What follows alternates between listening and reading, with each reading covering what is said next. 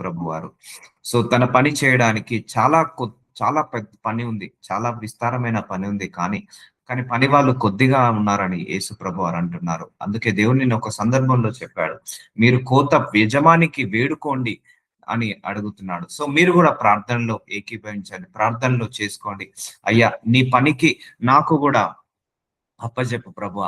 నీకు పనికొచ్చే పాత్రలాగా నన్ను కూడా వాడుకో ప్రభువా అని ప్రార్థించండి. దేవుడు తప్పకుండా ప్రార్థనకు అంగీకరిస్తాడండి. ఎందుకంటే యేసు ప్రభువారు రాకముందుకు దేవుడు డిసైడ్ చేసేవాళ్ళు. వీళ్ళు ప్రవక్తలాగా ఉండాలి, వీళ్ళు యాజకుల్లాగా ఉండాలి, వీళ్ళు శాస్త్రుల్లాగా ఉండాలని. కానీ యేసు ప్రభువారు మరణం తర్వాత ప్రతి ఒక్కరు కూడా సేవలో చేసుకోవచ్చు. అన్యుడైన సేవ చేయొచ్చు, తజనుడైన సేవ చేయొచ్చు. ప్రతి ఒక్కరు కూడా ఆయన వైపుకు తిప్పవచ్చు. సో అందుకే కోత విస్తారమే గాని పనివారు కొద్దిగా ఉన్నారు. మొత్తం భూలోకంలో 800 కోట్ల జనాభా, అందులో రక్షించబడ్డది 200 కోట్లు కూడా లేదు. సో సగం మంది పాపులేషన్ కూడా రక్షించబడలేదు. సో కాబట్టి కోత విస్తారమే ఉంది, పనివారు కొద్దిగా ఉన్నారు. సో దేవుణ్ణి అడగండి, అయ్యా నేను కూడా నీకు పనికొచ్చే పాత్రలాగా నన్ను వాడుకో ప్రభువా. పరలోక రాజ్య విస్తరణ కోసం అనేక ఆత్మలను సంపాదించే శక్తి నాకు ఇవ్వండి ప్రభువా అని ప్రార్థించండి. దీనికి అర్హత అవసరం లేదు. నేను ఆడదాన్ని అని అనుకోవద్దు, నేను మగవాణ్ణి అని అనుకోవద్దు, నాకు చదువు లేదు అని అనుకోవద్దు, నాకే ఇంట్లో కష్టాలున్నాయి, బాధలున్నాయి అని అనుకోవద్దు. సో ఎవరైనా చేసుకోవచ్చు ఈ సేవను. ఇటు సేవ చేసుకుంటూ ఉద్యోగం చేసుకోవచ్చు, ఉద్యోగం చేసుకుంటూ సేవ చేసుకోవచ్చు. సో దీనికి ఒక అర్హత, ఒక క్వాలిఫికేషన్ అవసరం లేదండి. మన లోపల ఆశ ఉంటే చాలు, ఆ దాహం ఉంటే చాలు, ఆకలి ఉంటే చాలు. ఇప్పుడు మీలో 20 మంది ఉన్నారు. 20 మందిలో ఎవరు ఎక్కువగా ఆశ కలిగి ఉన్నారో వాళ్ళనే దేవుడు ఘనంగా వాడుకుంటాడు. ఎవరైతే ఎక్కువగా ఆశ కలిగి ఉంటారో, దాహము ఆకలి కలిగి ఉంటారో, నేను దేవుడి చేతిలో వాడబడాలి, నేను కూడా దేవుడి చేతిలో పనిముట్టులాగా వాడబడాలి, నేను కూడా ఆయన సేవ చేయాలని ఎవరైతే ఎంత ఆశతో అడుగుతారో వాళ్ళు అంతగా వాళ్ళు కూడా పొందుకుంటారు. వాళ్ళను దేవుడు అంతగా ఘనపరుస్తాడు. సో కాబట్టి కోత విస్తారమే కానీ పనివారు కొద్దిగా ఉన్నారు. సో మత్తయి సువార్త 10వ అధ్యాయం 5వ వచనము, యేసు ఆ 12 మందిని పంపుచుచు, సో యేసు ప్రభువారు సేవ చేసిన కొత్తలో 12 మంది శిష్యులను పిలుచుకొని వాళ్ళను సేవకులుగా తయారు చేశాడు. సో ఆయన ఫస్ట్ విశ్వాసులుగా పిలుచుకొని తర్వాత సేవకులుగా మార్చుకున్నాడు ఆయనే. ఎందుకంటే ఆయన తదనంతరము ఒక సంఘాన్ని ప్రిపేర్ చేసి వెళ్ళాడు. సో ఆ 12 మందిని పంపుచు వారిని చూచి వారికి ఆజ్ఞాపించినది ఏమనగా, మీరు అన్య జనుల దారిలోనికి వెళ్ళకుడి, సమరయులు ఏ పట్టణంలో లేనను ప్రవేశించకుడు గాని. సో ఆయనకు ఆజ్ఞాపిస్తున్నాడు, మీరు అన్య జనులున్న దారిలోకి వెళ్ళకుడి, సమరయుల పట్టణంలోకి ప్రవేశింపకుడు గాని ఇజ్రాయేల్ వంశంలోని నశించిన గొర్రెల యొద్దకే వెళ్ళుడి. చూసారండి, తెలియని వాళ్ళ దగ్గరికి ఎందుకు మీరు వెళ్ళడం? సో అంటున్నాడు ఇక్కడ, అన్యజనుల దారు వాళ్ళు ఎవరో మీకు తెలియదు. సో ఆ సమరయులు ఎవరో తెలియదు, వాళ్ళ దగ్గరికి వెళ్ళడం ఎందుకు? ఫస్ట్ ఇజ్రాయేలీల వంశంలోని నశించిన గొర్రెల యొద్దకే వెళ్ళండి. అంటే మీ ఇంట్లో మీ అమ్మ రక్షించబడలేదు, సో ఫస్ట్ మీ అమ్మకు రక్షించలాగా సువార్త ప్రకటించు. మీ నాన్న రక్షించబడలేదు, మీ అన్న, మీ తమ్ముడు, మీ అక్క, మీ చెల్లి, మీ కూతురు, మీ అల్లుడు, మీ మనవళ్ళు, మీ మనవరాళ్ళు వీళ్ళే రక్షించబడలేదు. సో నీ ఇంట్లో సొంత అన్నదమ్ములే, అక్క చెల్లెలే రక్షించబడలేదు, నీ కుటుంబస్తులే, నీ వంశస్తులే, నీ బాబాయో, నీ అమ్మనో, లేదా మీ అత్తగారో, మీ కోడలో, మీ కుటుంబ సభ్యులే రక్షించబడలేదు. సో ఎవరో అన్యుల దగ్గరికి వెళ్ళాల్సిన అవసరం ఏమున్నది అని అంటున్నాడు. ఫస్ట్ ఇజ్రాయేలీల వంశంలోనే, అంటే నీ వంశంలోనే, అంటే నీ కుటుంబంలోనే నశించిన గొర్రెల యొద్దకు వెళ్ళండి. సో ఫస్ట్, ఎందుకంటే ఇప్పుడు మీ కుటుంబాలకు నాకు యాక్సెస్ లేదు, నేను వచ్చి మీ కుటుంబంలోకి రాలేను. సో మీకు యాక్సెస్ ఉంది, మీరు చెప్పగచ్చు. సో ఫస్ట్ దేవుడు ఆత్మలను రక్షిస్తే చాలు, అది ఎవరి ఆత్మైనా పర్లేదు. సో మన సొంత కుటుంబ ఆత్మలను మనం రక్షించుకోకపోతే ఇక బయటి వాళ్ళ ఆత్మలను మనం ఎలా రక్షిస్తాము? అంతే కదండి. అందుకే యేసు ప్రభువారు అంటున్నాడు, నశించిన గొర్రెల యొద్దకే వెళ్ళండి. ఎక్కడ? నీ వంశంలోనే, నీ కుటుంబంలోనే, నీ బంధువులు, నీ స్నేహితులు. అంతే, నువ్వు ఎక్కువ వెళ్ళాల్సిన అవసరం లేదు. నీ స్నేహితుడి దగ్గరికి వెళ్ళు, నీ అత్తగారి దగ్గరికి వెళ్ళు, నీ కోడల దగ్గరికి వెళ్ళు, నీ మామగారి దగ్గరికి వెళ్ళు, నీ అన్నదమ్ముల దగ్గరికి వెళ్ళు, నీ అక్క చెల్లెల దగ్గరికి వెళ్ళు, నీ బంధువులు, నీ స్నేహితులు, నీ సర్కిల్లోనే ఎంతో మంది ఉన్నారు. సో వాళ్ళ దగ్గరికి వెళ్ళమంటున్నాడు. నశించిపోతున్న ఆత్మలను రక్షించలాగా వాళ్ళకి ఏమైనా కష్టం ఉంటే ప్రార్థన చేసిరా, లేకపోతే వాళ్ళను యేసయ్యను పరిచయం చేసిరా, అని దేవుడు అంటున్నాడు. గొర్రెల యొద్దకు వెళ్ళుచు పరలోక రాజ్యము సమీపించి ఉన్నది ప్రకటించుడి. సో ఏమని చెప్పమంటున్నాడు? వెళ్ళి ఇట్లా పరలోక రాజ్యం వస్తుంటది. సో రెండో రాకడ సమయం ఉంది. ఈ రాకడకు అందరూ సిద్ధపడాలి అని ప్రార్థించాలి. సో అన్ని చెప్పాలి వాళ్ళకు. పరలోక రాజ్యం గురించి చెప్పమంటున్నాడు. పరలోక రాజ్యము సమీపించున్నది. సో మన కోసం ఒకరు మన కోసం ఒకరు ప్రాణం త్యాగం చేశారు. ఆయన నజరేడైన యేసయ్య. ఆయన దైవ కుమారుడు. ఆయన దైవ కుమారుడై ఉండి భూలోకానికి వచ్చి మనుషుల పాపాలన్నిటిని ఆయన భుజం మీద వేసుకొని మన కోసం శిల్వలో మరణించాడు. మళ్ళా రెండో రాకడ సమయానికి వస్తాడు. ఆయనను ఎవరైతే అంగీకరిస్తారో, ఎంతమంది అయితే అంగీకరిస్తారో వాళ్ళందరినీ కూడా పరలోక రాజ్యానికి తీసుకెళ్తాడు. ఇలా పరలోక రాజ్యం సమీపించున్నదాన్ని ప్రకటించుడి. ఎవరికో కాదండి, నీ ఇంటి పక్కోడికో, నీ ఇంటి ముందోడికో, నీ స్నేహితుడికో, నీ బంధువుడికో, నీ అక్కకో, మీ చెల్లికో, మీ అన్నకో, మీ తమ్ముడికో, వీళ్ళకే చెప్పమంటున్నాడు. సో రోగులను స్వస్థత పరచుడి, చనిపోయిన వారిని లేపుడి. సో చూసారా, రోగులను స్వస్థత పరచాలి, చనిపోయిన వారిని లేపాడి, కుష్టు రోగులను శుద్ధులుగా చేయుడి, దయ్యములను వెళ్ళగొట్టుడి, ఉచితముగా చేయుడి. చూసారా అండి, gift always not for sale. Gifts ఎప్పుడు కూడా సేల్ చేయొద్దండి. సో ఇప్పుడు వాక్యం చెప్తున్నాను, వాక్యం చెప్పిన తర్వాత నాకు 10,000 ఇవ్వండి, లేకపోతే మీకు స్వస్థత ప్రార్థన చేశాను 15,000 ఇవ్వండి, లేకపోతే కుష్టు రోగులను శుద్ధి చేశాను, దయాలను వెళ్ళగొడతాను 25,000 ఇవ్వండి. సో ఇలా gifts are not for sale అండి. ఎప్పుడైనా దేవుడి గిఫ్ట్స్ ని ఎప్పుడు కూడా మనము సేల్ చేయొద్దు, ఎప్పుడు కూడా సేల్ చేయొద్దు. ఆఫరింగ్ ఇస్తే తీసుకోవాలి, ఇస్తే ఎందుకు ఇచ్చినామనొద్దు, ఇవ్వకపోతే ఎందుకు ఇవ్వట్లేదు అని అడగద్దు. సో అందుకే దేవుడు ఏమంటున్నాడు, ఇది యాక్చువల్ గా పని అంటే ఇది. సో సువార్త ప్రకటించాలి, రోగులను స్వస్థతపరచాలి, చనిపోయిన వారిని లేపాలి, కుష్టు రోగులను శుద్ధులుగా చేయాలి, క్యాన్సర్లను హీల్ చేయాలి, సో దయ్యాలను వెళ్ళగొట్టాలి, ఉచితంగా పొందితిరి ఉచితముగా ఇయ్యుడి. చూసారా అండి, ఇవన్నీ గిఫ్ట్స్. ఎప్పుడైనా spiritual gifts, holy spirit gifts అవి ఫ్రీగా వస్తాయండి.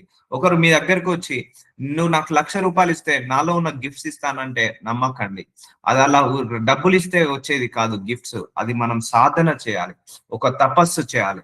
సో నేను దేవుని నమ్ముకున్నప్పటి నుంచి వీటి గురించి నేను తపస్సు చేశాను. చెప్పాలంటే రాత్రి పగళ్ళు కూర్చొని కడుపు మాడగొట్టుకొని రాత్రంతా చీకటి గదిలో కూర్చొని ప్రార్థించడం జరిగింది గిఫ్ట్స్ కోసం. సో ఇవన్నీ కూడా ఉచితంగా వస్తాయండి. ఈ డబ్బులు ఇస్తే కొనుక్కునే గిఫ్ట్స్ కావదు. ఈ దయాలను వెళ్ళగొట్టడము, కుష్ఠ రోగులను శుద్ధిపరచడము, లేకపోతే రోగులను స్వస్థతపరచడము. కాకపోతే వాళ్ళు వచ్చి మన గురించి ప్రార్థన చేసినందుకు వాళ్ళకి ఎంతో కొంత ఆఫరింగ్ ఇవ్వాలి, అది తప్పు కాదు. సో ఇవన్నీ ఉచితంగా ఇచ్చాడు కాబట్టి ఉచితంగా చేయుడి అని అంటున్నాడు. సో అందుకే ఎప్పుడు కూడా గిఫ్ట్స్ ని అమ్ముకోవద్దు, ప్రేయర్ ని అమ్ముకోవద్దు, గిఫ్ట్ ని అమ్ముకోవద్దు. ఎప్పుడైనా కూడా మనకున్న ఈ స్పిరిట్, హోలీ స్పిరిట్ గిఫ్ట్స్ అన్ని కూడా దేవుడు మనకు ఫ్రీగా ఇచ్చేశాడు. దీనిని ఫ్రీగా ఆపరేట్ చేయమంటున్నాడు. అంతేకాని ప్రతిదానికి ఒక రేటు పెట్టి దాని ప్రకారంగా మీరు తీసుకోవద్దని అంటున్నాడు దేవుడు. సో ఎందుకంటే అండి, ఇది దేవుడి యొక్క రాజ్యము కట్టబడాలి. దేవుడి యొక్క సేవ అంటే దేవుడి యొక్క రాజ్యము కట్టబడాలి. అంతేకాని ఇక్కడ భూలోకంలో ఈ సేవ పేరుతో మనం బిజినెస్ చేయొద్దు. సేవ పేరుతో ఏంటిది డబ్బులు సంపాదించొద్దు. సో సేవ దేవుడు ఇస్తాడు, పనివాడు జీతం నాకు పాత్రుడు కాడా అన్నాడు. ఆయన ఇచ్చేది ఆయన ఇస్తాడు. కాబట్టి ఇచ్చే గుణం ఉండాలి, కానీ ఆశించే గుణము సేవకుల్లో ఉండకూడదు. అందుకే ఉచితంగా మీరు పొందితిరి ఉచితముగా ఇయ్యుడి అని చెప్తున్నాడు. మీ సంచులలో బంగారమునైనను, వెండినైనను, రాగినైనను, ప్రయాణము కొరకు జాలైనను, 2 అంగీలనైనను, చెప్పులనైనను, చేతికర్రనైనను సిద్ధపరచుకొనకుడి. సో మీరు దేని గురించి ఆలోచించాల్సిన అవసరం లేదు. నువ్వు పనికి వెళ్ళు, ఆయనే నీకు స్వీకరిస్తాడు. ఆయనే ఆ సమయంలో నీకు ఏంటిది ఆహారము కావాలా ఆయనే సిద్ధపరచుకుంటాడు, లేకపోతే నీకు ఏమేమి కావాలో ఆయనే చూసుకుంటాడు. పనివాడు తన ఆహారమునకు పాత్రుడు కాడా. చూసారా అండి, నువ్వు ఆయన పని చేసి పెడుతుండు, ఆయన నీకు ఆహారాన్ని ఇస్తాడు. అంటే నీకు ఈ జీతము ఏది కావాలో ఆయన సమయానికి ఇస్తాడు. సో అందుకే నెవర్ సేల్ యువర్ గిఫ్ట్స్. అందుకే దేవుడి సేవ డబ్బు సంపాదించాలన్న ఉద్దేశంతో మాత్రం దేవుడి సేవ చేయకండి, అది మహా పాపము. ఇప్పుడు చాలా మంది కూడా డబ్బులు సంపాదిస్తే, దేవుడి సేవ చేస్తే ఆఫరింగ్స్ ఎక్కువ వస్తాయి, దేవుడి సేవ చేస్తే ఆస్తులు సంపాదించుకోవచ్చు. సో దేవుడి సేవ ఒకటే మోటివేషన్ ఉండాలి, ఒకటే ఇంటెన్షన్ ఉండాలి. ఆత్మలను సంపాదించాలన్న ఇంటెన్షన్ ఉండాలి, కానీ ఆస్తులను సంపాదించాలన్న ఇంటెన్షన్ ఉండద్దు. అది దేవుడి సేవ కిందికి రాదు. అది మహాపాపం. ఒకవేళ నీకు డబ్బు సంపాదించాలని ఆశ ఉంటే బిజినెస్ చేసుకో. ఇంకా ఆశ ఉంటే జాబ్ చేసుకో. ఇటు జాబ్ చేసుకుంటూ బిజినెస్ చేసుకొని డబ్బు సంపాదించు. కానీ సేవ పేరుతో డబ్బు సంపాదించకు. డబ్బు కోసమే సేవ సంపాదించొద్దు. సో పనివాడు నాకు పాత్రుడు కాడా. నువ్వు పని చేసి పెడితే ఆయన దేవుడే ఆఫరింగ్స్ రిలీజ్ చేస్తాడు. కానీ ఆ ఆఫరింగ్స్ కోసం మాత్రము సేవ చేయొద్దు అని చెప్పాను కదా. సేవ చేస్తే డబ్బులు రావడం వేరు, డబ్బుల కోసం సేవ చేయడం వేరు. అందుకే ఇవన్నీ కూడా సూచన క్రియలు చెప్తున్నాడు దేవుడు. సో ఇలా ఉండాలి మైండ్ సెట్. ఎప్పుడైనా కూడా ఆస్తులను సంపాదించాలని కాదు, ఆత్మలను సంపాదించేలాగా ఉండాలి పనివాడి మైండ్ సెట్. పరలోక రాజ్య విస్తరించేలాగా నీ ద్వారా కొన్ని ఆత్మలు పరలోక రాజ్యానికి చేరాలి, ఆ మైండ్ సెట్ ఉండాలి. కానీ నేను వాక్యాన్ని బోధించాను, ఒక 10,000 తీసుకురా, దయాలను వెళ్ళగొడతాను 25,000 తీసుకురా, లేకపోతే గృహ ప్రవేశానికి వస్తాను ₹1,00,000 తీసుకురా, ఇది కాదు. సో నిజమైన సేవ రోగులను స్వస్థతపరచడం, దయ్యాలను వెళ్ళగొట్టడం, సువార్త ప్రకటించడం, పరలోక రాజ్య విస్తరణ కోసం అనేక ఆత్మలను సంపాదించడము, ఇది నిజమైన సేవ. అంతేకాని ఆ సేవ మత్తులో పడి కారు కొనుక్కోవడం, సూట్లు వేసుకోవడం ఇదన్నీ కాదు. సో ఇస్తాడు, దేవుడే ఇస్తాడు. సో నీకు పనివాడు తన ఆహారం నాకు పాత్రుడు కాడా. ఆయన పని నువ్వు చేసి పెడితే ఆయనే నీకు ఏది కావాలో ఏది ఇవ్వాలో ఆయనకు తెలుసు, ఆయన ఇస్తాడు. ఆయన రుణం ఉంచుకునే దేవుడు కాదు. నువ్వు ఆయన పని చేసి పెడుతున్నావు. ఇప్పుడు నేను సేవ చేస్తున్నానంటే మీకు సేవ చేయట్లేదు, దేవుడికి సేవ చేస్తున్నాను. ఈ సేవ దేవుడికి సేవ చేస్తున్నాను కాబట్టి నా యజమాని దేవుడు, ఆయన్నే నాకు జీతం ఇస్తాడు. మీరు నాకు జీతం ఇవ్వరు, ఆయన్నే ఇస్తాడు. అది మీ ద్వారా ఇప్పిస్తాడా లేకపోతే ఆయన్నే దేవదూతల ద్వారా ఇప్పిస్తాడా, అది ఆయన ఇష్టము. కాబట్టి కోతైతే విస్తారంగా ఉంది భూలోకంలో, పని వాళ్ళు తక్కువయ్యారు. సో మీరు కూడా ఇతరుల గురించి ప్రార్థించడం నేర్చుకోండి. మీ బంధువుల గురించి, మీ స్నేహితుల గురించి, మీ యొక్క ఇరుగు పొరుగు వారి గురించి వాళ్ళకు సువార్త ప్రకటించండి. లేకపోతే సువార్త ప్రకటించడం అంటే పెద్ద క్వాలిఫికేషన్ అవసరం లేదండి. జస్ట్ ఒక రక్షకుడు ఉన్నాడు, మన కోసం మరణించాడు, ఆయన మన పాపాలను తీసేసుకున్నాడు, ఆయన దైవ కుమారుడు, భూలోకానికి దైవ కుమారుడిగా వచ్చాడు. ఆయన మన కోసం మరణించి తిరిగి పునరుత్థానై మళ్ళీ రెండో రాకడ సమయానికి తనను నమ్ముకున్న వాళ్ళందరినీ కూడా పరలోకానికి తీసుకెళ్తాడు. అయిపోయింది. ఈ సువార్త ప్రకటించినట్టే. ఎప్పుడైతే నువ్వు వాళ్ళకి ప్రకటించావో వాళ్ళకి అప్పటి నుంచి కౌంట్ డౌన్ స్టార్ట్ అవుతుంది. సో చెప్పకపోవడం మన తప్పు. సో మత్తయి సువార్త 10వ అధ్యాయం 11వ వచనంలో, మరియు మీరు ఏ పట్టణంలోనైనను గ్రామంలోనైనను ప్రవేశించినప్పుడు అందులో యోగ్యుడో విచారణ చేసి, చూసారండి సువార్త విషయానికి మనం వేరే దేశాలకు వెళ్లాల్సి ఉంటది, పట్టణాలకు వెళ్లాల్సి ఉంటది, గ్రామాలకు వెళ్లాల్సి ఉంటది. అక్కడ యోగ్యుడు ఎవరో విచారణ చేసి, అంటే మంచివాడు ఎవరో విచారణ చేసి అక్కడ నుండి వెళ్లి వరకు అతని ఇంటనే బస చేయుడి. చూసారండి అక్కడ మంచివాడు ఎవరు, అక్కడ యోగ్యుడు ఎవడు, ఉన్నతమైన వాడు ఉత్తమమైన వాడు ఎవడో తెలుసుకొని అక్కడ వెళ్ళు వరకు అతని ఇంటనే బస చేయుడి. ఆ ఇంటిలో ప్రవేశించుచు ఇంటి వారికి శుభమని చెప్పుడి. సో చూసారండి నువ్వు ఇంటికి వెళ్ళమంటున్నాడు. దీన్నే హౌస్ విజిట్ ప్రేయర్స్ అంటారు. సో మీకు తెలిసిన వాళ్ళ ఇంటికి వెళ్ళండి. ఆ ఇంటికి వెళ్ళగానే ఈ ఇంటికి శుభము వచ్చును కాక అని చెప్పండి. ఇంటిలో ప్రవేశించచ్చు. ఎందుకంటే దేవుడే సిద్ధపరుస్తాడు. వాళ్ళ ద్వారా ఆహారం సిద్ధపరచాలా లేకపోతే వాళ్ళ ద్వారా ఆఫరింగ్ ఇప్పించాలా ఆయన్నే చూసుకుంటాడు. సో మీరు ఎవరన్నా ఇంటికి వెళ్ళండి. హౌస్ విజిట్ ప్రేయర్స్, దీన్ని హౌస్ విజిట్ ప్రేయర్స్ అంటారు. ఇంటికి వెళ్ళండి, వాళ్ళ అవసరాలు తెలుసుకొని ప్రార్థన చేసి రండి. వాళ్ళు ఇంటికి వెళ్ళగానే శుభమని చెప్పుడి అని చెప్పేసి రండి. సో ఆ ఇల్లు యోగ్యమైనదైతే మీ సమాధానము దాని మీదికి వచ్చును. సో చూసారా, మీరు హౌస్ విజిట్ కి అయితే వెళ్ళండి, మీరు మంచి పర్పస్ కోసం వెళ్ళండి. ఇప్పుడు నేను చాలా ఇల్లులు విజిట్ చేశానండి. They are blessed. ఎందుకంటే నేను ఒక మంచి ఇంటెన్షన్స్ తోటి వెళ్తాను. నేను ఏ ఇంటికి వెళ్ళినా ఆ ఇల్లు ఆశీర్వదించబడాలి. సో నేను ఏ ఇంటికి వెళ్ళినా ఆ ఇంటికి రక్షణ రావాలి, ఆ ఇంటికి సమాధానం రావాలి. అందుకే ఆ ఇంటికి వెళ్ళి అడుగు పెట్టేసి వస్తాను. అందుకే ఆ ఇల్లు యోగ్యమైనదైతే మీ సమాధానము దాని మీదికి వచ్చును. అయోగ్యమైనదైతే అంటే మంచిది కాకపోతే మీ సమాధానం మీకు తిరిగి వచ్చును. సో నువ్వైతే వెళ్తున్నావు, నీకైతే ఏ నష్టము జరగదు. నువ్వు వెళ్ళి ప్రేయర్ చేసిరా, నువ్వు వెళ్ళి స్వార్థ ప్రకటించరా. అక్కడ నీకు ఆ ఇల్లు యోగ్యమైనదైతే ఆ ఇంటికి సమాధానం వస్తుంది, లేకపోతే నీ సమాధానం నీకే ఉంటది అని దేవుడు చెప్తున్నాడు. సో అందుకే ఒక పని పెట్టుకోండి. వారానికి ఒక రోజు, లేకపోతే నెలకు ఒక రోజు, లేకపోతే రోజుకొక గంటనో దేవుడు పనిలాగా పెట్టుకోండి. తిరగండి అంటే తెలియని వాళ్ళ ఇంటికి కాదు, తెలిసిన వాళ్ళ ఇంటికి వెళ్ళండి. ఎవరైనా అనారోగ్య సమస్యలతో ఉన్నారా, వాళ్ళ అవసరాలు తెలుసుకొని ప్రార్థన చేసి రండి. సో ఎవడైనాను మిమ్మును చేర్చుకొనక మీ మాటలు వినకుండిన ఎడల, సో నువ్వు చెప్పనైతే చెప్పేసేయ్. సో దేవుడు ఏమంటున్నాడు, నువ్వు ఎప్పుడైతే ఒక అన్యుడికి నువ్వు స్వార్థ చెప్పావు, సో వాళ్ళు వినలేదు, ఇక అది అయిపోతది. వాళ్ళకు కౌంట్ డౌన్ అక్కడి నుంచే స్టార్ట్ అవుతుంది. అది నీ తప్పు కాదు, వినకపోవడం, చెప్పకపోవడం నీ తప్పు. నీ అక్కకు చెప్పకపోవడం, నీ అన్నకు చెప్పకపోవడం, నీ తల్లికి నీ తండ్రికి చెప్పకపోవడం, లేకపోతే నీ అత్తగారి కుటుంబాలకి, తల్లిగారి కుటుంబాలకు చెప్పకపోవడం, మీ అత్తకో మీ మామకో చెప్పకపోవడం నీ తప్పు అవుతుంది.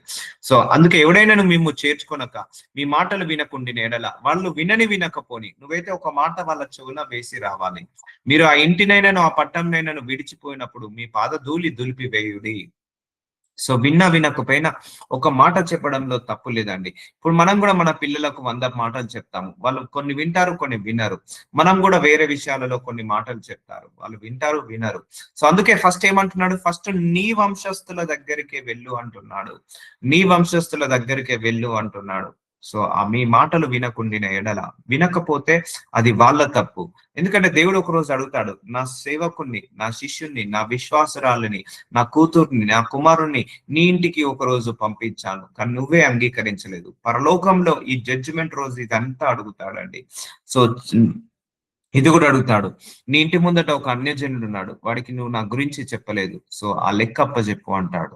సో అర్థమవుతుందా అండి? నీ వంశస్థులను నువ్వు కాపాడుకో, ఒక్కరికన్నా సువార్త ప్రకటించు, ఒక్క ఆత్మనైనా రక్షించు అని దేవుడు చెప్తున్నాడు. అందుకే కోత చాలా విస్తారంగా ఉంది. ఎందుకంటే పరలోక రాజ్య విస్తరణ కోసం ఒక్క ఆత్మ కూడా ఇంపార్టెంట్ అండి. ఒకటి తెలుసా, ఒక్క ఆత్మ కూడా ఇంపార్టెంటే. నీ వల్ల ఆ ఒక్క ఆత్మ రక్షించబడింది అంటే పరలోక రాజ్యంలో ఆ రోజంతా కూడా నాట్యం ఆడుతుందట. దేవదూతలు, కొన్ని లక్షల కోట్ల దేవదూతలు, ఈ రోజు ఒక ఆత్మ భూలోకంలో రక్షించబడిందంటే పరలోకం అంతా కూడా సంతోషంగా ఆనందంగా ఉంటదట. పరలోకం అంతా ఆ రోజంతా కూడా అంత విలువ ఉంటుందండి. పరలోక రాజ్యానికి చాలా అతి విలువైనది ఆత్మనే అండి.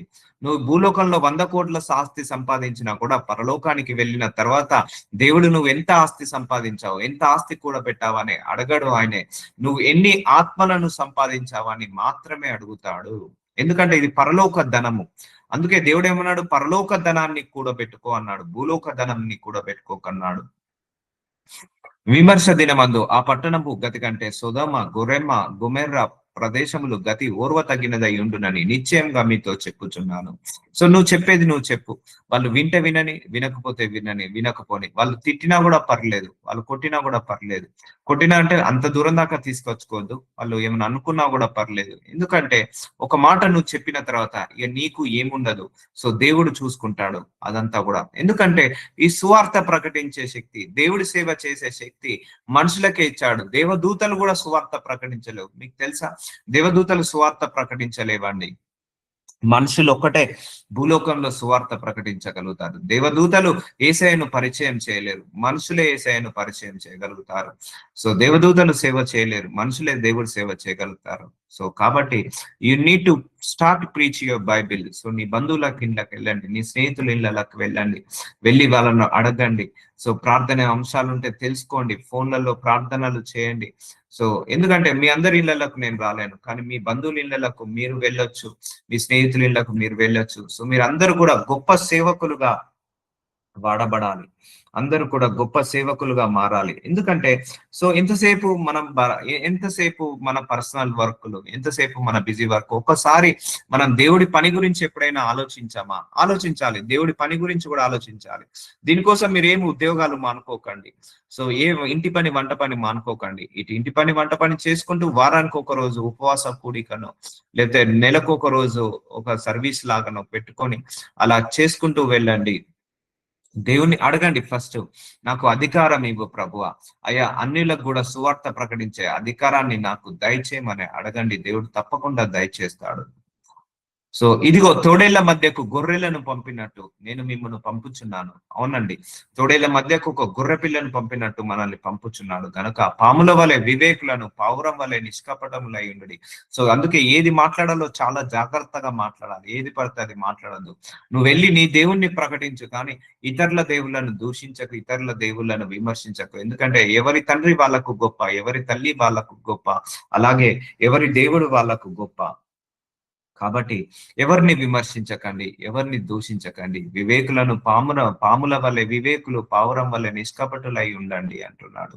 ఇదిగో తోడేళ్ల మధ్యకు గొర్రెలను పంపినట్టు నేను మిమ్మల్ని పంపించుచున్నాను గనక so be active, be alert. So వెళ్ళండి, వాక్యం చెప్పండి, ప్రార్థన చేసుకొని రండి. మళ్ళీ అక్కడికి వెళ్ళి కూడా ముచ్చట్లు పెట్టకండి. నా భర్త ఇలా చేశాడు, నా భార్య ఇలా చేసింది, మా అత్త మామలు ఇలా, మా అక్క చెల్లెలు ఇలా, మా తోడు కోడలు ఇలా, ఇలాంటి మళ్ళా పర్సనల్ విషయాలు మాట్లాడద్దు. సేవలో గుర్తు పెట్టుకోండి, don't take the personal issues in the మినిస్ట్రీలో పర్సనల్ ఇష్యూస్ మాట్లాడొద్దు.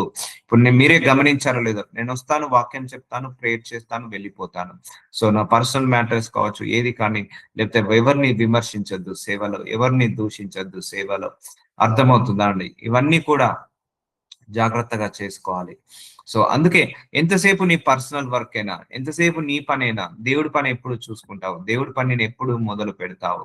సో ఇంతసేపు నీకు నా కొడుకు, నా కూతురు, నా అల్లుడు, నా మనవళ్ళు, మనవరాలు, ఇదే ధ్యాస, ఇదే సర్కిల్, ఇంతసేపు అదే సర్కిల్. అందులో నుంచి బయటికి రండి, బయటికి వచ్చి దేవుడి గురించి ఆలోచించండి, దేవుడి పని గురించి కూడా ఆలోచించండి. సో ఎంతసేపు ఆ మారని భర్త గురించి ఎందుకు రోజు గొడవ పడతావు, రోజు ఎందుకు ఆ భర్తతో గొడవ పడతావు, ఎందుకు ఆ భార్యతో గొడవ పడతావు, ఆ మారని భర్తను పట్టుకొని ఎన్నిసార్లు నువ్వు తిడతావు. సో దాని బదులు అది పక్కకు పెట్టేసి ఈ దేవుణ్ణి పట్టించుకో, దేవుడి సేవను పట్టించుకో. దేవుడు తప్పకుండా నీ భర్తను మారుస్తాడు, నీ భార్యను మారుస్తాడు. కాబట్టి అందరూ కూడా ఆ సేవకులు కావాలన్న మైండ్ సెట్ లోకి రండి, సేవకులు కావాలన్న ఆ ఇంటెన్షన్ లోకి రండి అని చెప్తున్నాడు. చూద్దాము ఇంకా. సో మనుషులను గూర్చి జాగ్రత్త పడుడి. సో వారు మిమ్మును మహాసభలకు అప్పించి తమ సమాజ మందిరంలో మిమ్మును కొరడాలతో కొట్టించరు. సో వీరికి అన్యజనులకు సాక్షార్థమై నా నిమిత్తము మీరు అధిపతుల యొద్దకు, రాజుల యొద్దకు తేబడతారు. వారు మిమ్మును అప్పగింపునప్పుడు ఎలాగో మాట్లాడదుము, ఏమీ చెప్పుదుము అని చింతింపకుడి. మీరేమి చెప్పవలనో అది ఆ గడియలో మీకు అనుగ్రహింపబడను. చూసారండి, మనము వాక్యము కూడా ప్రిపేర్ అయిపోవాలి. అంటే మనస్సుని ప్రిపేర్ చేయాలి. అయ్యా నేను కాదు నాయన, మీరు వెళ్ళి వాక్యం. నేను ఎప్పుడు, మీరు గమనించారో లేదో, నేను ఎప్పుడు వాక్యానికి చెప్పాలని కూర్చున్నా కూడా ఒకటే చెప్తాను, Lord talk to your people. మీరు మాట్లాడండి, నేను మాట్లాడలేను. Take under your control of my body, my mind, my soul, my spirit, my tongue. నా నోటిని కంట్రోల్లో పెట్టుకున్న ఆయన, అయ్యా నీవు మాట్లాడండి. సో మీరు ఇలా ప్రేయర్ చేసుకొని వెళ్ళాలి. అక్కడ ఏమి పలకాలో, ఏది మాట్లాడాలో, ఏది బోధించాలో మీరే పలకండి, మీరే మాట్లాడండి, మీరే బోధించండి అని అడగండి. దేవుడు తప్పకుండా ఆ సమయానికి, ఆ గడియలో మీకు అనుగ్రహింపబడుతుంది.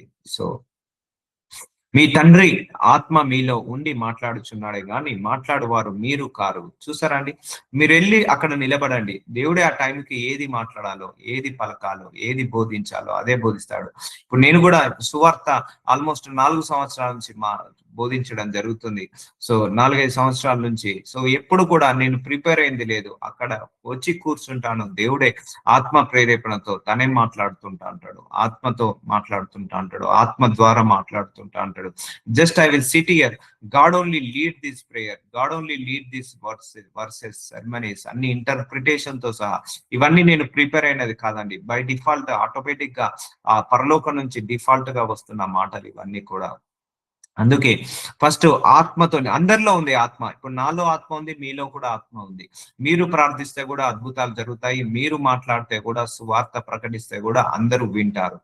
సో మీరు సువార్త ప్రకటిస్తే కూడా అనేక మంది రక్షణలోకి వస్తారు. మీరు ప్రార్థిస్తే కూడా దేవుడు అద్భుతాలు చేస్తాడు, ఆశ్చర్యమైన కార్యాలు చేస్తాడు, స్వస్థత, విడుదల చేస్తాడు. కాబట్టి మీరు కూడా ఆ శక్తి ఉంది. సో ఎక్కువసేపు ప్రేయర్ లో గడిపి మీరు స్టార్ట్ చేయండి. మీ తండ్రి ఆత్మ మీలో ఉండి మాట్లాడుచున్నాడే కానీ మాట్లాడువారు మీరు కారు. ఎందుకంటే మీరందరూ రక్షించబడి 20 సంవత్సరాలు, 30 సంవత్సరాలు అయింది. ఇంకా వినే వాళ్ళలాగా కాకుండా చెప్పే వాళ్ళలాగా మారండి. ఇంకా ప్రార్థనలు చేయించుకునే వాళ్ళలాగా కాకుండా ప్రార్థనను చేసే వాళ్ళలాగా మారండి. ఎందుకంటే ఇక మీరు అనుకోవచ్చు, నాకే ఇంట్లో కష్టాలు ఉన్నాయి, నాకే ఇంట్లో బాధలు ఉన్నాయి. సో ఆ కష్టాల్లో ఉండి సేవ చేయండి. ఇప్పుడు నాకు లేవా కష్టాలు, నాకు లేవా బాధలు, నాకు లేవా అవమానాలు, నాకు లేవా రెస్పాన్సిబిలిటీస్? అవి చేసుకుంటూ ఇది చేసుకోవాలి, ఇది చేసుకుంటూ అది చేసుకోవాలి. అంతేకాని సో దేన్ని నెగ్లెక్ట్ చేయకండి. సో మాట్లాడుతున్నాడే గాని మాట్లాడేవారు మీరు కాదు. సో దేవుడికి సేవకులకు ఒక ప్రత్యేకమైన పీఠం ఇస్తాడు. నేను చెప్తున్నాను కదా! మీలో అనుకోవచ్చు నాకు అర్హత ఉందా? నాకు భర్తనే వదిలేసాడు. భర్తనే నన్ను పట్టించుకోలేదు. లేకపోతే నాకు ఎవరు లేరు తోడు అని అనుకోవద్దు. దేవుడు తోడుగా ఉంటాడు. దేవుడు సేవ అంటే దేవుడు తోడుగా ఉంటేనే దేవుడి సేవ జరుగుతదండి. మనుషులు తోడుగా ఉంటే దేవుడి సేవ జరగనే జరగదు. మనం దేవుడితో కూర్చోవాలి, దేవుడితో మాట్లాడాలి, దేవుడితో సావాసం చేయాలి. దేవుడి సేవ అంటే ఎక్కువసేపు ప్రార్థనలో గడపండి. So it's up to you. దేవుడు ఎవరిని కూడా ఫోర్స్ చేయడు. నీకు ఆశ ఉంది. ఇప్పుడు మీరు 20, 30 మంది ఉన్నారు. మీ 30 మందిలో ఎవరికి ఆశ ఉంటే దేవుడు వాళ్ళకు పని అప్పచెప్తాడు. ఎవరికి ఆశ ఉంటే వాళ్ళ దగ్గరికి ప్రేయర్ రిక్వెస్ట్లు పంపిస్తాడు. ఎవరికి ఆశ ఉంటే వాళ్ళకు దేవుడు వాళ్ళను ఏంటిది మిమ్మల్ని పనిమంతులుగా వాడుకుంటారు. సో మనం ఏ చేసిన పనికొచ్చేది చేయాలి దేవుడికి. అంటే హానెస్ట్ గా చేయాలి, జెన్యూన్ గా చేయాలి. ధనాపేక్షతో మాత్రం ఎప్పుడు సేవ చేయకండి. దుర్బుద్ధితో, దురాశతో, దురాలోచనలతో మాత్రం ఎప్పుడు సేవ చేయకండి. ఒకరి దగ్గర నుంచి ఆశించి మాత్రం ఎప్పుడు సేవ చేయకండి. ఒకరి నుంచి ఎప్పుడు కూడా ఏది ఆశించొద్దు. సేవ అంటే ఉచితంగా చేయాలి. సో దేవుడే ఇస్తాడు, దేవుడే చూసుకుంటాడు, దేవుడే చేస్తాడు. సో నీకు ఏదైనా అవసరం ఉంటే దేవుణ్ణి అడగండి, కానీ మనుషులను చేచాచి అడగకండి. సో అర్థమవుతుందా అండి? సో తండ్రి ఆత్మ మీలో ఉండి మాట్లాడుచున్నాడే కానీ మాట్లాడువారు మీరు కారు. సో మీరు అడగండి దేవుణ్ణి ఆత్మతో నింపమని. దేవుడు ఆత్మతో నింపి మిమ్మల్ని బహుబలంగా వాడుకుంటాడు. మీరు వచ్చి నేను చేసినవన్నీ నాతో చెప్పిన మనుషుని చూడి ఈయన క్రీస్తు కడాని ఈ ఊరి వారితో చెప్పగా. సో వారు ఇక్కడ ఒక స్త్రీ ఉందండి, సమరయ స్త్రీ. సమరయ స్త్రీ యేసు ప్రభువారిని కలుసుకుంటది. ఆమె ఎవరంటే వ్యభిచారం చేసే స్త్రీ. అంటే 5గురు భర్తలు ఉన్నారు ఆమెకు. 5గురు భర్తల్ని మార్చేసింది. వ్యభిచారం చేసిన స్త్రీ. ఆమె యేసయ్యతో కాసేపు మాట్లాడింది. వెళ్ళి మీరు వచ్చి నేను చేసినవన్నీ నాతో చెప్పిన మనుష్యుని చూడుడి ఈయన క్రీస్తు కాడా అని ఆ ఊరితో చెప్పగా. చూసారా, ఆమె క్రీస్తును కలుసుకుంది. ఆ సమరయ స్త్రీ క్రీస్తుతో మాట్లాడింది. ఆ సమరయ స్త్రీ క్రీస్తుతో మాట్లాడిన తర్వాత ఆమె మౌనంగా ఉండక వెళ్ళింది ఆమె గ్రామానికి, ఆమె ఉంటున్న ఊరిలోకి వెళ్ళి క్రీస్తు కాడా అని ఆ ఊరితో చెప్పగా. సో చూసారా, సువార్త ప్రకటించింది. ఆమె ఎవరు? వ్యభిచారం చేసే స్త్రీ. ఆమెకు చదువు లేదు. సో పాపంలోనే ఉంది, పాపంలోనే నివసిస్తుంది. కానీ యేసు ప్రభు వారితో మాట్లాడింది. మాట్లాడిన తర్వాత నేను ఒక మెస్సయ్యను కనుగొన్నాను, ఆయనతో నేను మాట్లాడాను, ఆ మనుషుని చూడు అని వెళ్ళి గ్రామానికి వెళ్ళి ఏం చేసింది?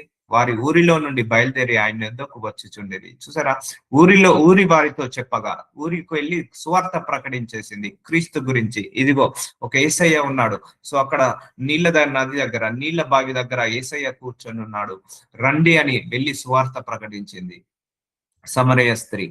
వారు ఊరిలో నుండి బయలుదేరి ఆయన యొద్దకు వచ్చుచుండిరి. అలాగా శిష్యులు బోధకుడా భోజనము చేయమని ఆయనను వేడుకొనిరి. సో వారు ఊరిలో నుండి బయలుదేరి ఆయన యొద్దకు వచ్చుచుండిరి. చూసారా, సువార్త ప్రకటించగానే అందరూ కూడా ఆయన దగ్గరికి తిరగబడడం జరిగింది.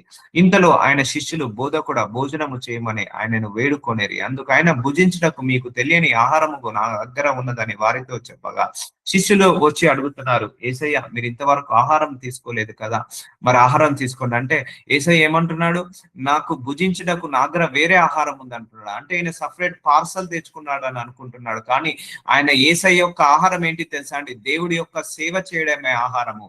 ఈ రోజు నుంచి మనందరము కూడా దేవుడి సువార్త ప్రకటించడమే ఒక ఆహారం లాగా, దేవుడి సేవ చేయడమే ఒక ఆహారం లాగా మనందరము కూడా తీసుకుందాము. ఇది ఒక ఆహారం లాగా తీసుకుందాము.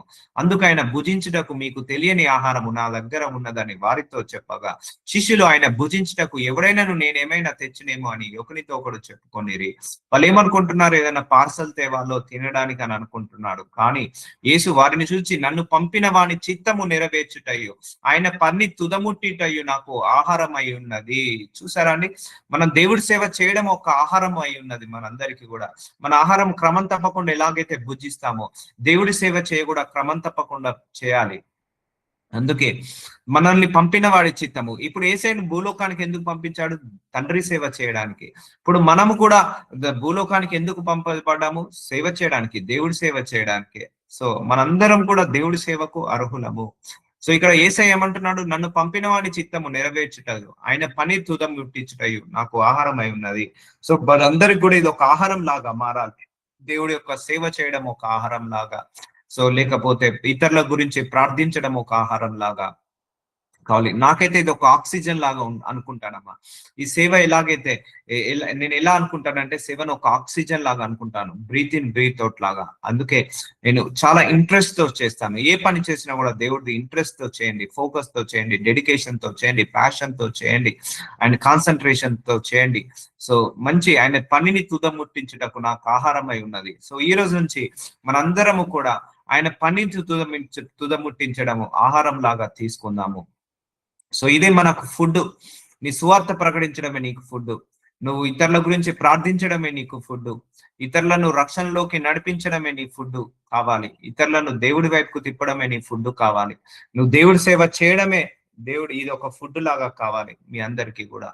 అంటే దీంట్లో ఒక మాధుర్యం ఉందండి. దేవుడి సేవ చేయడంలో ఒక మాధుర్యం ఉంది. ఆ మాధుర్యాన్ని అనుభవించండి.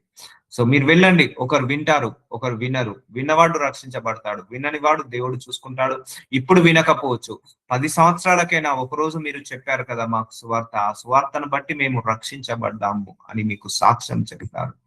అంతేగాని మౌనంగా నువ్వు ఉండకు. ఆయన పనిని తుదముట్టించుటకు. సో సగం జీవితం అయిపోయింది. ఎంతసేపు మళ్ళా భర్త మారాలి, పిల్లలు మారాలి, మనవడు, మనవరాలు, మళ్ళా వాళ్ళ పిల్లలు, వాళ్ళ పిల్లలు. ఎంతసేపు ఎందుకు ఇలా పర్సనల్ ఓన్లీ మీ సెల్ఫిష్ గా ఎందుకు ఆలోచిస్తారు? ఎంతసేపు నేను నా కుటుంబమే అని ఎందుకు ఆలోచిస్తారు? ఎందుకు why not go behind that limit? ఎందుకు మీరు ఇతరుల గురించి ఎందుకు ఆలోచించరు? ఎందుకు నశించిపోతున్న ఆత్మలను ఎందుకు పట్టించుకోరు? ఎందుకు అంత సెల్ఫిష్ గా ఉంటారు? సో మన God is not a selfish అండి. మన దేవుడు ఎప్పుడు స్వార్థపరుడు కాడు, సెల్ఫిష్ కాదు. కాబట్టి ఇక్కడ యేసయ్య ఏమంటున్నాడు? నన్ను తండ్రి పంపించాడు. ఆయన పని తుదముట్టించుటకే నాకు ఆహారం అయి ఉన్నది. ఇంకా 4 నెలలైన తర్వాత కోతకాలం వచ్చునని మీరు చెప్పుదురు కదా. చూసారండి, ఇంకా కొద్ది కాలమే ఉంది. కోతకాలము అంటే రెండో రాకడ సమయము. ఆ రెండో రాకడ సమయంలో ఇప్పుడు ఒక ఎకరము పొలంలో ఒక రైతు ఎకరం పొలంలో ఏమేశాడండి? పంట వేశాడు. కోతకాలం రాగానే ఏం చేశాడు? ఆ కోత కోస్తుంటా అంటాడు. సో అలాగే రెండో రాకడ సమయంలో ఎవరైతే మంచి కోతగా ఎవరైతే ఆత్మలు రక్షించబడతాయో అవే ఎత్తబడే గుంపులో ఉంటాయి. ఇదిగో మీ కనులెత్తి పొలములను చూడుడి, అంటే మీ కనులెత్తి లోకాన్ని చూడండి. మీరుంటున్న ఏరియాని చూడండి, మీరుంటున్న రాష్ట్రాలను చూడండి, మీరుంటున్న దేశాలను చూడండి. అవి ఇప్పుడు తెల్లబారి కోతకు వచ్చినవని మీతో చెప్పుచున్నాను. సో ఇప్పుడు ఎందుకంటే రెండో రాకడ సమయానికి సిద్ధంగా ఉంది. కోత చాలా ఉంది, కానీ పని వాళ్ళు తక్కువయ్యారు. సో మనిషికి ఒక పని చేసుకోవాలి. ఇప్పుడు ఒక ఫంక్షన్ జరుగుతుందండి, ఇంట్లో ఒక పెళ్లి జరుగుతుంది. ఇప్పుడు ఏం చేస్తారంటే బంధువులు వచ్చి ఒకరు వచ్చి నలుగు పెడతారు, ఒకరు వచ్చి పెళ్లి కూతుర్ని తయారు చేస్తారు, ఒకరేమో పెళ్లి కొడుకుని తయారు చేస్తారు, ఒకరేమో అన్నం వండుతారు, ఒకరేమో కూరగాయలు తెస్తారు, ఒకరేమో కూరగాయలు కట్ చేస్తారు, ఒకరేమో వంటలు వండుతారు, ఒకరేమో వడ్డిస్తారు. ఆ ఫంక్షన్ ని తల ఒక పని చేస్తారు. అవునా కదండి? ఏదైనా ఫంక్షన్ అయితే ఎవరు ఖాళీగా ఉండరు. మేమేమైనా పని చేయాలని ఒకరు పికప్ చేస్తారు, ఒకరు డ్రాపింగ్ చేస్తారు. మగవాళ్ళు చేసే పని మగవాళ్ళు చేస్తారు. ఆడోళ్ళు ఇంట్లో ఉండి ఆడవాళ్ళు చేసే పని ఆడోళ్ళు ఇంటలు, వంటలు, లేకపోతే వడ్డించడాలు, పెట్టడాలు, తుడవడాలు ఇవన్నీ కూడా ఆడవాళ్ళు చేస్తారు. అంటే ఒక ఫంక్షన్ అయితే తలొక పని చేస్తారు. అలాగే ఈ దేవుడి పని కూడా తలొక పని చేయండి. మీకు నచ్చిన పని చేసుకోండి. వెళ్ళండి, సువార్త ప్రకటించండి, ఇతరుల గురించి ప్రార్థించండి, ఆరాధించండి, స్తుతించండి, దేవుణ్ణి పరిచయం చేయండి. లేకపోతే లేకపోతే ఇంకా మీకు నచ్చిన విధంగా లేని వాళ్ళకు, పేదవాళ్ళకు ఎంతో కొంత ఫుడ్ ప్యాకెట్స్ డిస్ట్రిబ్యూట్ చేయండి. లేని వాళ్ళకు వస్త్రాలు కప్పిరండి. లేకపోతే రోగులకు వెళ్ళి స్వస్థత ప్రార్థన చేసి రండి. సో కోతకు వచ్చి ఉన్నది మీతో చెప్పుచున్నాను. సో తెల్లబారి కోతకు వచ్చి ఉన్నవని మీతో చెప్పుచున్నాను. సో రెండో రాకడ సమయం సిద్ధంగా ఉందయ్యా. ఆయన పని వాళ్ళ కోసం వెతుకుతున్నాడు. పని వాళ్ళు చాలా తక్కువగా ఉన్నారు. ఇప్పుడు నేను మిమ్మల్ని మాత్రమే రీచ్ కాగలుగుతాను. మీ బంధువులను నేను రీచ్ కాలేను, మీ స్నేహితులను మీరు రీచ్ కాలేను. నాకున్న పరిధిలో నేను రీచ్ అవుతున్నాను, మీకున్న పరిధిలో మీరు రీచ్ కాండి. అలా మన సువార్తను విస్తరింప చేద్దాము. సో అందరూ కూడా పనికి అనుకోవద్దు నేను అర్హుడిని కాదు, అందరి అర్హుతులే.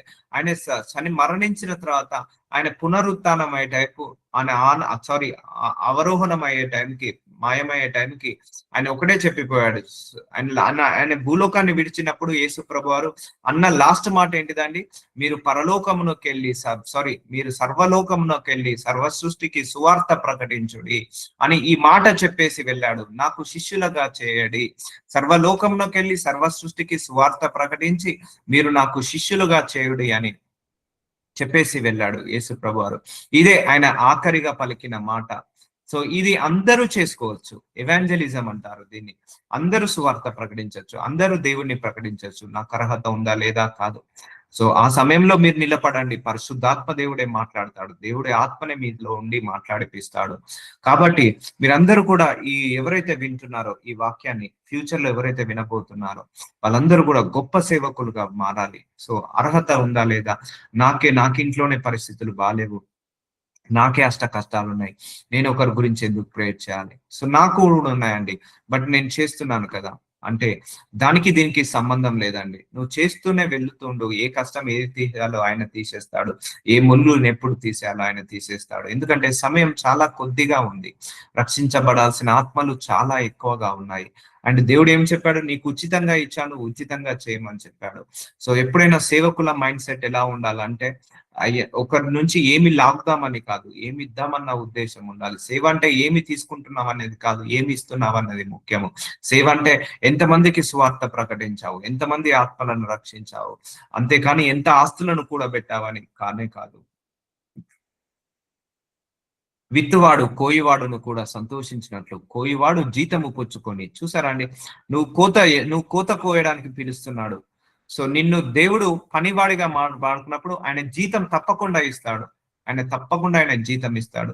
ఆయన రుణం ఉంచుకునే దేవుడు కాదు, నిత్య జీవార్థమైన ఫలము సమకూర్చుకొనుచున్నాడు. చూసారా అండి, నువ్వు ఒక ఆత్మను రక్షించావా, నువ్వు పరలోకంలో ధనాన్ని కూర్చోబెట్టినట్టు. నువ్వు దేవుడు సేవ చేస్తున్నావా, భూలోకంలో ధనాన్ని కాదు, పరలోకంలో ధనాన్ని కూడబెడుతున్నట్టు. అందుకే యేసు ప్రభు అన్నాను, భూలోకంలో ధననునైనాను లేకపోతే ఆస్తిపాస్తులనైనా కూడబెట్టుకోకు, అది చిమ్మటైనను కుడుతుంది, దొంగలైన పట్టుకొని వెళ్తారు, కానీ పరలోకంలో నీ ధనాన్ని కూడబెట్టుకో అంటాడు. అందుకే నువ్వు రక్షించే ఒక్కొక్క ఆత్మ, నువ్వు చెప్పే ఒక్కొక్క సువార్త అన్యజనులకు కావచ్చు, స్వజనులకు కావచ్చు, అది పరలోక ధనంలో నిత్య వారసులుగా చేస్తాయి. ఇప్పుడు నేను చేసే ప్రతి ప్రార్థనకు టెస్ట్ మోని వస్తుంది కదా, నా రివార్డ్ అంతా పరలోకంలో ఉంటదండి. I will get reward in the heaven, not on the earth. ఇక్కడ కాదు నా రివార్డు, నిజమైన రివార్డు అక్కడ దొరుకుతుంది. సో ఇక్కడ పని చేసినందుకు ఆయన జీతం ఇస్తుంటా అంటాడు, ఆఫరింగ్స్ ఇస్తుంటా అంటాడు, కానీ నిజమైన నాకు రివార్డ్ అంతా పర్లేదు. Your test Moni's is my reward. తెలుసా అండి, మేము ప్రార్థించినప్పుడు నాకు టెస్ట్ మోనీస్ వస్తున్నాయి, అవన్నీ నాకు రివార్డ్, అవన్నీ కూడా నాకు రివార్డ్స్, అవన్నీ కూడా. సో అందుకే నువ్వు దేవుడి పని చేయి, ఆయన నీకు రివార్డ్ ఇస్తుంటా అంటాడు. దేవుడి పని చేయి, నిన్ను పరలోకంలో జీవార్థమైన ఫలము సమకూర్చుకొనిచున్నాడు. సో కోయివాడు జీతము పుచ్చుకొని నిత్య జీవార్థమైన, చూసారా అండి, జీతం పుచ్చుకొని నిత్య జీవార్థమైన ఫలము. సో పరలోకంలో నీకు దేవుడు అత్యధికమైన ఫలాన్ని ఇస్తాడు. సో అందుకే మీ మైండ్ సెట్ సేవకుడి మైండ్ సెట్ కాండి, ఒక ఆదరించే దేవుళ్ళ. ఇప్పుడు మీరు గమనించారో లేదో, నాకేమైనా ప్రేయర్ రిక్వెస్ట్ వస్తే how I took that pen, ఈ ప్రాబ్లం నాది, ఇది నా ఇంట్లో సమస్య, ఇది నా ఒంటిలో సమస్య, ఇది నాకున్న సమస్య అని ఫీల్ అయి ప్రార్థిస్తాను, ఇది నా సమస్య అని ఫీల్ అయి ప్రార్థిస్తాను. అందుకే అంత తొందరగా జవాబులు వస్తాయి. సో ఏదో నామకే వాస్తు ప్రార్థించడం కాదు. సో ఆ ప్రాబ్లం నాది, అది సేవకుడి మైండ్ సెట్ అండి, సేవకుడి మైండ్ సెట్ అలా. అంతేకాని మీ ఇంటికి వస్తే నాకు దయాలు నిలబడితే 50,000 ఇస్తావా అంటే 50,000 ఇవ్వకపోతే దయాలు నిలగొట్టావా. So no business, no commercial. నీ దగ్గర గిఫ్ట్ ఉన్నప్పుడు వెళ్ళి ఉచితంగా వాడు. సో దేవుడు చూసుకుంటాడు, నీకు ఆహారం పెట్టేది దేవుడు. సో నీ యజమాని, కోత యజమాని జీతాన్ని ఇస్తాడు. అర్థమవుతుందండి. అందుకే కోత విస్తారంగా ఉంది, పనివారు మాత్రం కొద్దిగానే ఉన్నారు అని అంటున్నాడు. అంతేకాని జీతం కోసమో లేకపోతే డబ్బుల కోసమో ఆస్తులు గొడవబట్టడానికి కోసమో పని చేయొద్దండి. నా దగ్గరకు ఒక దైవజనుడు యంగ్ మ్యాన్ వచ్చాడు, 22 ఇయర్స్ ఉంటాడు. ఆయన లాంగ్ బ్యాక్ ఒక 3-4 ఇయర్స్, బ్రదర్ మీరు ఎందుకు సేవ చేస్తున్నారని నేను ఒక క్వశ్చన్ అడిగాను. ఆయనను అడిగినప్పుడు ఆ దైవజనుడు ఇలా బ్లెస్ చేశాడు. ఆ దైవజనుడు మంచి సేవ చేసిన మంచి ఆడి కార్, బెంచ్ కార్ లో తిరుగుతున్నాడు.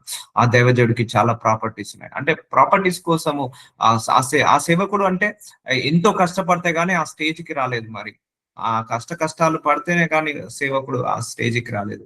నువ్వు ఆ సేవకుని, ఆ మనీని, ఆ కార్లను, ఆ బంగ్లాలను ఇన్స్పిరేషన్ తీసుకొని నువ్వు సేవలోకి వచ్చాడు, కానీ ఆయన ఇప్పటి వరకు ఫలించలేదండి. నేను 5 సంవత్సరాలు చూస్తున్నాను, ఇప్పటి వరకు ఆయన సేవలో ఫలించలేదు. ఎందుకంటే సేవ అంటే ఆత్మలను రక్షించాలి కానీ ఆస్తులను రక్షించాలని కదా. అలాంటి సేవను దేవుడు ప్రమోట్ చేయడు.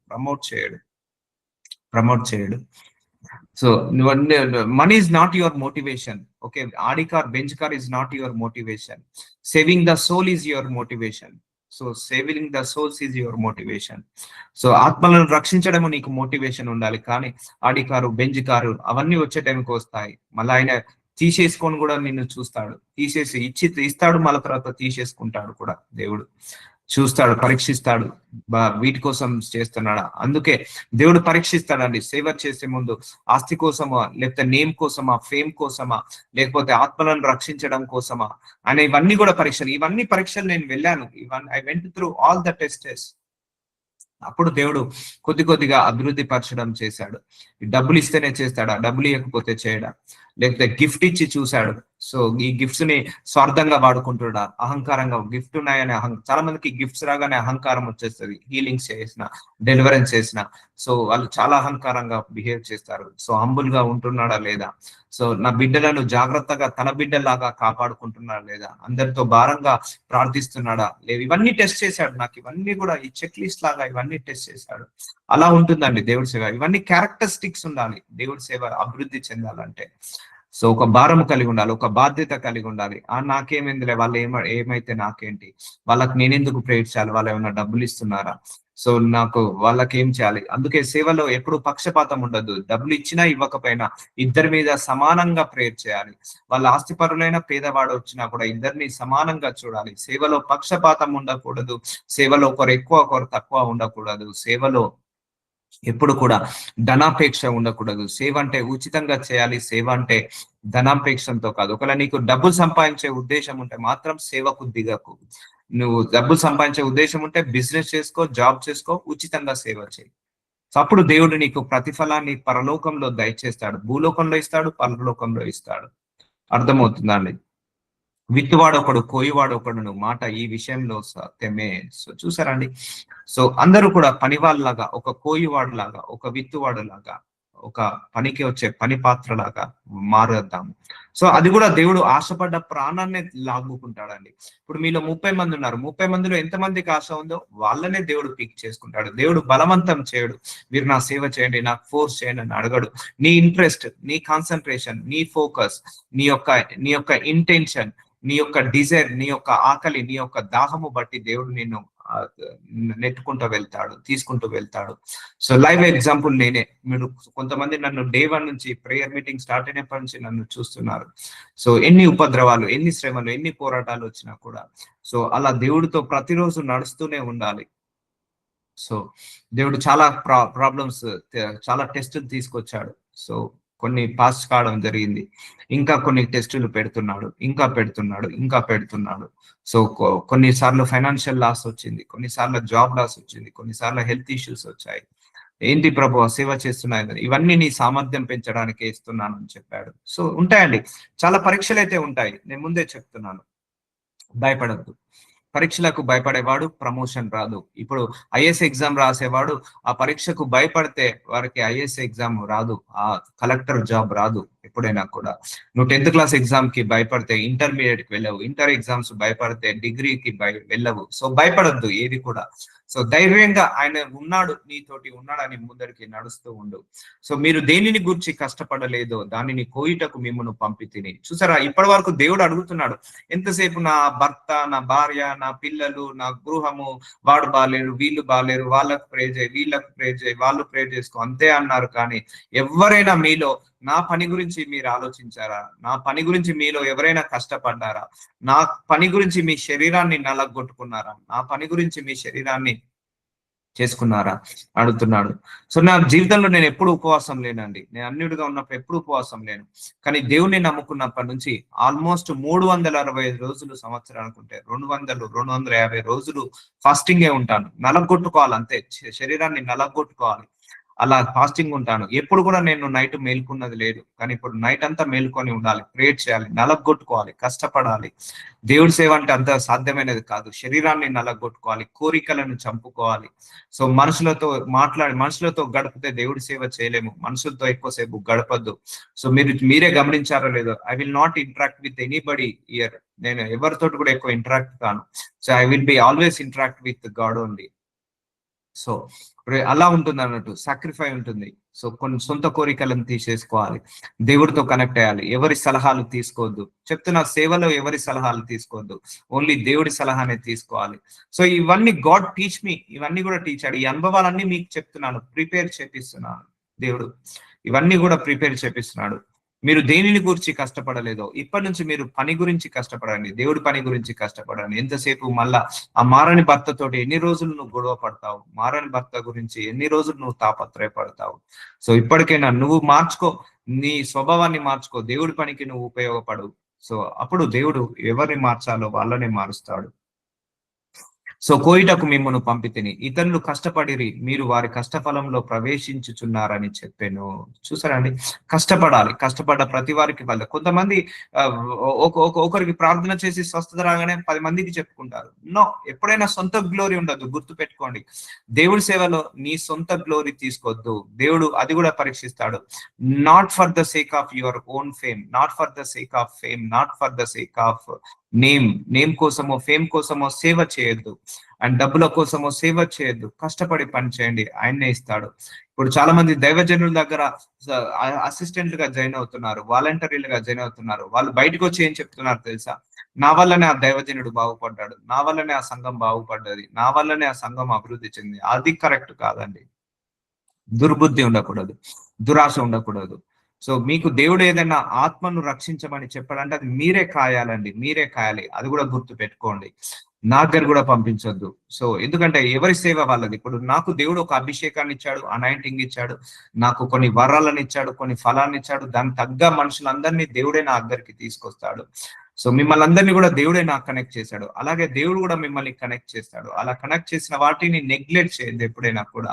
ఇప్పుడు నాకు మిమ్మల్ని కనెక్ట్ చేశాడు, మీరు నా పనిలో మీరు ఇన్వాల్వ్ కావద్దు. అప్పుడు దేవుడి యొక్క ఉగ్రత చూడడం జరుగుతుంది. ఇప్పుడు మీకు కొంతమందిని కనెక్ట్ చేశాడు, మీ పనిలో నేను ఇన్వాల్వ్ కావద్దు. ఎందుకంటే ఎవరి ఎకరం పొలం వాళ్ళకే ఇచ్చి వాళ్ళనే దున్నమంటాడు దేవుడు. సో ఇప్పుడు అంతే కదండి. నాకే 10 ఎకరాల పొలం ఉంది, 10 ఎకరాల పొలం ఉంది, 10 మంది పని వాళ్ళని పెట్టుకున్నాను. ఇగో ఈ ఎకరము నీది, ఈ ఎకరం నీది, ఈ ఎకరం నీది, ఈ ఎకరాన్ని నువ్వే దున్ని విత్తి పంట తీసి నాకు అప్పజెప్పు అంటాడు. ఎవరి ఎకరం వాళ్ళకే. అలాగే సేవ కూడా ఎవరి సేవ వాళ్ళదే అండి. చాలా మంది కూడా దేవుడి సేవకులు లేనప్పుడు వెనుక నుంచి వచ్చి ఆ ట్రాప్ చేస్తుంటా అంటారు. సో అలాంటివి చేయకూడదు. ఎందుకంటే ఇవన్నీ జరిగినాయి కూడా నా జీవితంలో కూడా. నేను ఒక దగ్గర ప్రేయర్ మీటింగ్ పెట్టినప్పుడు నేను వెళ్ళిపోయిన తర్వాత ఒక 60 సంవత్సరాల లేడీ వచ్చి ఆమె ప్రార్థించడం మొదలు పెట్టింది. నేను వెళ్ళిపోయిన తర్వాత, నేను ప్రేయర్ మీటింగ్ పెట్టిన తర్వాత వెళ్ళిపోయిన తర్వాత ప్రార్థించడం మొదలు పెట్టింది. మీ ప్రేయర్ రిక్వెస్ట్ ఇవ్వండి. 15 రోజులు జ్వరం వచ్చి ఒళ్ళు వాసిపోయి ఆమె బెడ్ సిక్ అయిపోయింది. సో అలా ఉంటదండి దేవుడి ఉగ్రత, అలా ఉంటుంది. అందుకే దురాశ ఉండద్దు, దుర్బుద్ధి ఉండద్దు, దురాలోచన ఉండద్దు ఆ ప్రేయర్ మీటింగ్స్ లో. సో నీకు దేవుడు ఏదైతే అప్పచెప్పాడో నువ్వు చేయి. ఒక ఆత్మైనా పర్లేదు, భారంగా ప్రార్థించు. సో ఇన్ని కండిషన్స్ ఉంటాయి. ఎస్, నేను ఎప్పుడైనా ఎవరు ప్రేయర్ మీటింగ్ లో ఇన్వాల్వ్ కాలేదు. ఒకరి దాంట్లో ఇన్వాల్వ్ కాలేదు, దీంట్లో ఇన్వాల్వ్ చేయొద్దు. ఎందుకంటే దేవుడు ఉగ్రతను చూస్తాం మనందరం. ఎందుకంటే నేను నిన్ను నమ్మి నీకు పని అప్పచెప్తే నువ్వెవరివి ఇంకొకరికి పని అప్పచెప్పడానికి అని అంటాడు దేవుడు. అందుకే అంతే కదండి. మన మేనేజర్ మనల్ని నమ్మ ఒక పని చెప్పాడు. సో ఆ పని మనం చేయకుండా ఇతరులతో చేపించామనుకో, మన మేనేజర్ కి కోపం రాదా? అలాగే ఉంటదండి సేవ కూడా. సో దేవుడు కూడా నీకు కొన్ని ఆత్మలను పంపించమని అడగండి, ఆ ఆత్మలను కాయండి, ఆత్మల గురించి భారంగా ప్రార్థించండి, ఆత్మల గురించి ఒక ఒక బాధ్యత కలిగి ఉండండి. సో అది మీకు అప్పచెప్పిన బాధ్యత మీకే చేయాలి. మొన్న కూడా నాకు ఒక సిస్టర్ చేయండి బ్రదర్ అంటే నేను చెప్పాను, సిస్టర్ ఇది దేవుడు మీకు అప్పచెప్పిన పని, ఇది మీరే చేయండి, నా ద్వారా చేపించకండి అని చెప్పాను. సో ఎందుకంటే అలా దురాశ ఉండకూడదు ఎప్పుడు కూడా. సో కావాలంటే కొంత సపోర్ట్ ఇస్తానని కొంత సపోర్ట్ ఇవ్వడం జరిగింది. సో అలా ఉంటుంది అన్నట్టు. సో నేను చేసినవన్నీ నాతో చెప్పానని సాక్ష్యం ఇచ్చిన స్త్రీ ఒక మాటను బట్టి ఆ ఊరిలోని సమరయులలో అనేకులు ఆయనందు విశ్వాసం ఉంచిరి. చూసారండి, సమరయ స్త్రీ, ఆమె వ్యభిచారం చేసుకుంటుంది, ఏ అర్హత లేదు, ఆమె పాపంలో ఉంది. అలాంటి స్త్రీ యేసయ్య గురించి వెళ్ళి ఊరిలో ప్రకటించింది, సువార్త ప్రకటించింది. ఆ స్త్రీ యొక్క మాటను బట్టి ఆ ఊరిలో సమరయులలో అనేకులు ఆయన యందు విశ్వాసం ఉంచిరి. చూసారండి, ఒక్క సమరయ స్త్రీ వెళ్ళింది, ఆమె దేవుడు తెలియదు, వాక్యం తెలియదు, అన్యజనురాలు. సో యేసయ్య ఉన్నాడని ఒకటి తెలుసుకున్నది, వచ్చాడని తెలుసుకుంది. సో ఆమె వ్యభిచారం చేస్తున్న స్త్రీ. సో ఆమె చదువుకోలేదు, ఆమె పేదవరాలు, విధవరాలు. సో అలాంటి స్త్రీ వెళ్ళి సువార్త ప్రకటించింది, అనేకులు ఆయన యందు విశ్వాసం ఉంచిరట. చూసారా అండి? There is no qualification required to preach the gospel of Jesus. ఓకేనా? క్వాలిఫికేషన్ అవసరం లేదు. ఆ సమరయ స్త్రీ కంటే అధ్వాన స్థితిలో మనం లేదు చెప్పాలంటే. ఆ సమరయ స్త్రీ వెళ్ళి ప్రకటిస్తేనే అనేక మంది ఆయన యందు విశ్వాసం ఉంచారు. ఇక మనం వెళ్ళి ప్రకటిస్తే ఇంకెంతమంది విశ్వాసించాలి? సో ఆమె ప్రకటించింది ధైర్యంగా, నేను మెస్సయ్యను కనుగొన్నాను, ఆ మెస్సయ్యను చూశాను, రండి చూస్తూ రండి అని అన్నప్పుడు ఆయన యందు విశ్వాసం ఉంచిరి. ఆ సమరయులు ఆయన యొద్దకు వచ్చి తమ యొద్ద ఉండుమని ఆయనను వేడుకొనిరి కనుక ఆయన అక్కడ 2 దినములు ఉండెను. ఆ సమరయులందరూ వచ్చి ఆయనను వేడుకున్నారట, తమ యొద్ద ఉండమని ఆయనను వేడుకొనిది కనుక ఆయన అక్కడ 2 దినములు ఉండెను.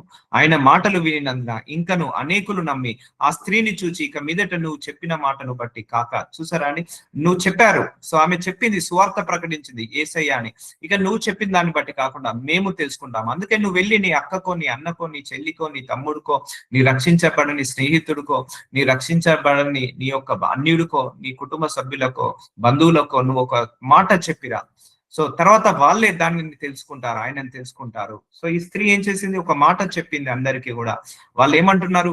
నువ్వు చెప్పిన మాట బట్టి కాక మా మట్టుకు మేము విని ఈయన నిజముగా లోకరక్షకుడు అని తెలుసుకొని నమ్ముచున్నామని చూసారా అండి? సో రుచి చూసి తెలుసుకోవాలి దేవుణ్ణి కూడా. సో నువ్వు చెప్పావనుకో, అయిపోయింది, ఇక నీ పని అయిపోయింది, నువ్వు వెళ్ళి ఒకరికి సువార్త ప్రకటించావు, సో ఈ దేవుణ్ణి నమ్ముకోండి, ఈయన లోకరక్షకుడు అని చెప్పేసి వచ్చేసావు, అంతే, ఇక నీ పని అయిపోయినట్టే. ఇక దేవుడు అక్కడి నుంచి వాళ్ళ విషయంలో కౌంట్ డౌన్ స్టార్ట్ అవుతుంది, అక్కడి నుంచి వాళ్ళకు కౌంటింగ్ స్టార్ట్ అవుతుంది. సో వాళ్ళు యాక్సెప్ట్ చేసే వరకు దేవుడు చూసుకుంటాడు. సో ఇక్కడ వీళ్ళు వెళ్ళారు, ఆ సువార్త ప్రకటించింది ఆమె.